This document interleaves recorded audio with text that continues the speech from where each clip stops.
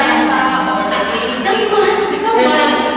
Then I have a kapulan ba, which is, I mean, di naman sa like kapulan dyan ta, like naman dyan tayo way na para natin way, anak na pagkatapulan para maka-explore of other things, which is kanang gusto lang ko na mag-ganapit dili ni ganapit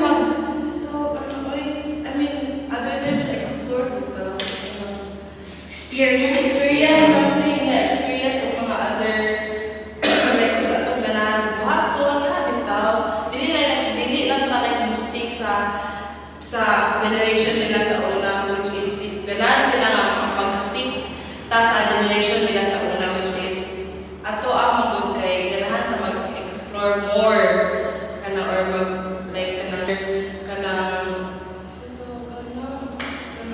Yeah, mag-experience o kanang lahi sa ila. So for me na is gusto na itong stop ang stereotyping sa girl o sa boy kay ang stereotype sa una sa girl kay housewife lang. I mean, ang way pag-upbringing nila Okay. No, kanang ang girls na kapag housewives, kanina, bitaw din. Ang lalaki kay dapat kanang husgan. Oh, pero yung generation kita kan yung nadi yung budget na lagi feminine balas sila yung lagi straight like girl Feminine sila. lagi ka kanang And act like it. Yes.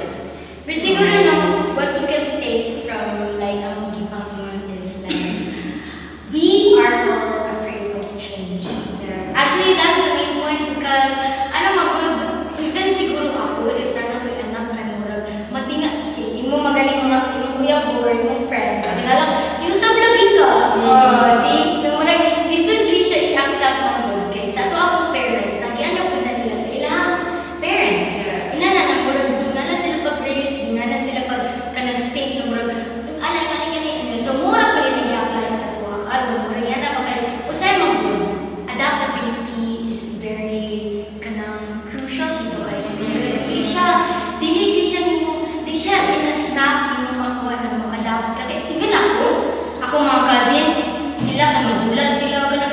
I wala akong kabalo na gusto ko rin ang Minecraft. Nalaman, ang Minecraft pag Minecraft, katawan ako nila, hindi ko kabalo na nabalik ako, oh my God. See, kanang palang dahil not just sa parents or kita, even kita with them, sa mga younger na generation. Okay, dili man kita ka, abot ganin sa ilalim, sila kakakuan na.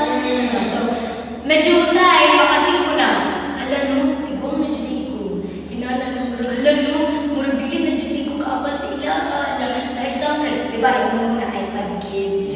So, English kayo, so okay, mag-insigit na murag, hala na, sa malisigit na, kapalo yan. Pero yan, ang gala. Saan mo po na yung travel like yun?